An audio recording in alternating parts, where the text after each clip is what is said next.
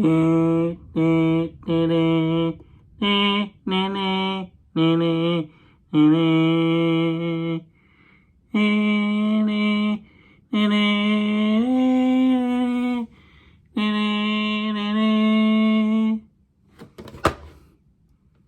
I'm too old to be playing with toys.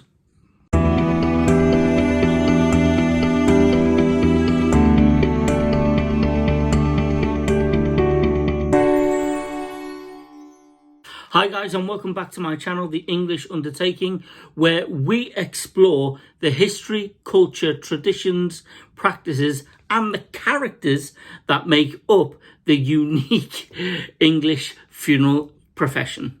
So before we get into this week's video, I just want to say a hello and a thank you to all the new and recent subscribers to the channel. Your support is greatly appreciated. If you haven't already subscribed to the channel and you like what you've seen so far, then don't forget to hit the follow or the like button on this video and subscribe to the channel for more content, and turn on the bell notification to be notified when new videos are uploaded. So a few days ago, I was trawling through Twitter, as one does, when I noticed an article popped up in my Twitter feed telling me about the East End of London's last Victorian funeral parlour, which is to be restored. I thought, brilliant. You know, a piece of history saved from, I don't know, demolition or redevelopment or whatever. And the fact that it was a funeral parlour, you know, encouraged me to click on the link and read the article. It was from a website called ianvisits.co.uk.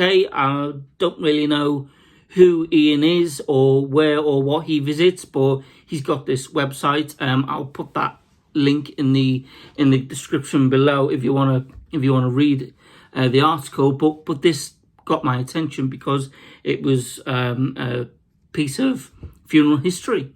However, as most things, they never seem to be what they appear.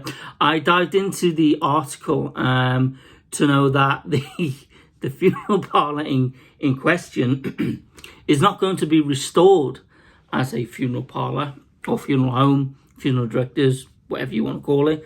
It's to become a takeaway burger bar,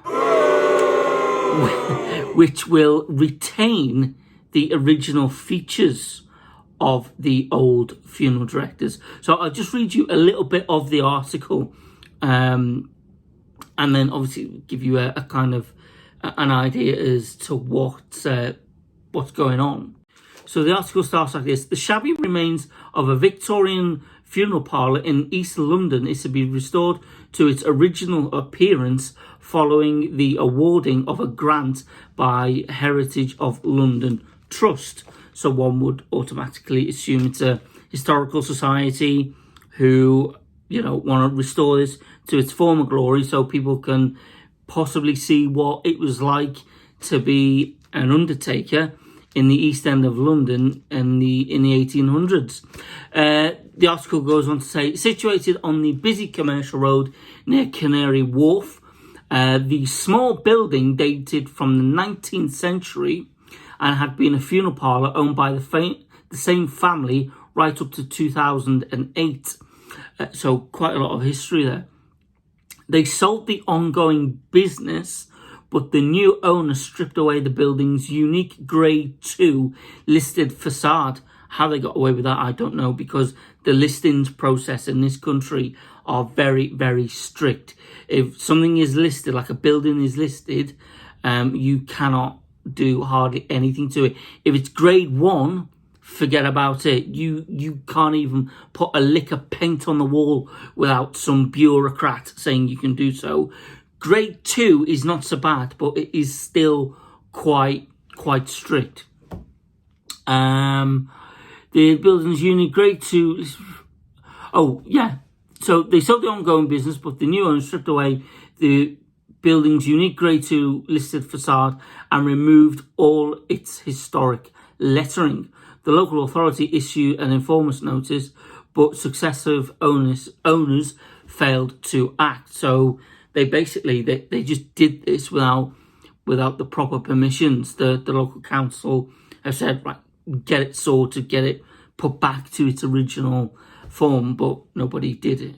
So the ground floor of the building has been used as a small religious education centre until they moved out a couple of years ago, and the new owners of the building, Ash Raham and Abs Shahid, secured a grant towards restoring the building's facade to its former glory.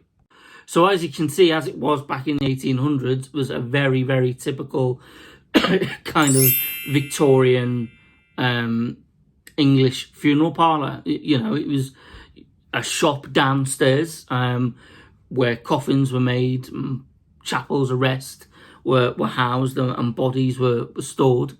Round the back would have been like a small, wouldn't say garage area, but kind of shed or stable or something to keep a hearse in, a horse-drawn hearse, possibly a horse or two, maybe. And obviously the upstairs bit would have been where the Undertaker and his family lived. So that's what kind of you can see in this photo. But then when you look at it today, as you can see, it's not really a patch on its former self. They've got the hideous kind of burger sign in front of the window, but in all fact, it still retains the character and the charm. You know, the black facade and everything. So it's still, if the burger poster wasn't there, you'd probably look at it and think, do you know, that'd make a very interesting funeral directors. So it's still got that kind of character to it. But obviously, it's going to be a fast food joint. And I've been to the East End of London and to this particular area of London as well. And there's an awful lot of fast food joints around there. Fried chicken, burgers, chips, pizzas, you know. So to have another one is just, they're going to be to a penny. It would have been nice to have had it restored to some kind of, I don't know, tourist attraction or museum, you know. But if the call for it isn't there, then it isn't there. So the article just does go on to say, it won't be a funeral parlour though, as it's to be leased to a fast food outlet that will keep their advertising signage inside the window, allowing the facade to be properly restored to its Victorian appearance. The Heritage of London Trust and Tower Hamlets Council are now working with conservators, not the Conservatives. Got enough of their shenanigans going on now without any more adding to it. We'll be working with conservators to secure the building's future. And I won't kind of read on the article much more because it's quite a lengthy piece. It's quite a very interesting piece. And actually sent the link to a friend of mine who's a funeral director in Taunton, and he actually remembers this when it was a funeral parlour. So obviously not back in the 1800s, but when he was starting his funeral directing career, he trained in London, and this particular funeral parlour he remembers. But yeah, it's like I said, it's a shame that the place is going to be another fast food outlet, but you know, it is what it is. I suppose it's better than it just being stood there left to rot. I suppose it's being better than it being pulled down and being lost completely. At least this way, we get to keep some of its historical value. There's a little bit about the inside of the building and what they're going to keep and what they're going to kind of not keep. And it is quite interesting. Like I said, I'll link the website in the description below, so go and find it for yourself and have a read. But yeah, I just thought I'd share that with you because the UK has quite a rich history of funeral service. You know, right back since before, you know, the 1800s, when funeral directors weren't really around as we know them today. In fact, they were more kind of, they were more tradespeople, like builders, excuse me, carpenters, and like ironmongers and blacksmiths, that type of thing. And then they did funerals as a sideline. But this, obviously, by looking at the picture, this was set up as a funeral directors for the sole purposes of funeral directing. There are one or two businesses throughout the UK that still have, excuse me, it's not COVID, I've just got a bit of a cough that won't go away. Not COVID, being tested, I'm fine. There's one down south in the New Forest. It's actually a cabinet makers and furniture store, but above it says cabinet maker, furniture and Undertaker, and it actually runs the furniture business alongside the funeral director's business. So we even today still have that kind of that link to the construction trades, which, you know, some haven't lost. And I think it's really, really nice to hold on to that piece of history. The first funeral home I worked for, the original owner was a furniture maker in the town. He was a cabinet maker. Ron Wotton was his name. And he had a house on the corner of North Street. And just at the back of his house, he had a row of small outbuildings where he worked. That was his carpentry business, his furniture business. And then just attached to that, he had a couple of spare rooms, if you like, or workshops. And they were his chapels of rest and where he stored coffins. So he became like the town's undertaker, because he had the skills to make the coffins. He had the room for chapels of rest, and that's what he did.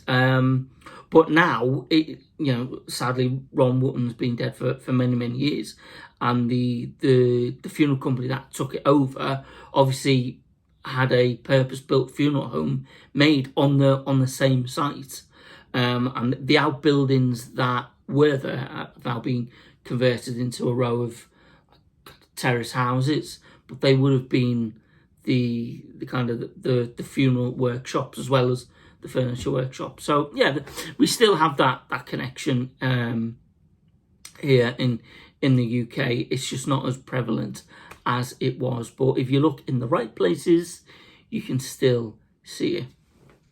So thanks very much for tuning in. If you've liked this video, don't forget to give it a like, a thumbs up, share it with friends, family, on whoever is, you know, interested enough to watch any of this, and subscribe to the channel, turn on the bell notifications to be notified when new content is available. I was aiming to do one video a month. January was a bit hectic for me, so I didn't do anything. We're now approaching the end of February, so I might try and sneak in another video by the end of this month to kind of make up for January. So turn on those bell notifications to keep informed, and thank you very much for watching. We'll see you soon. Bye bye.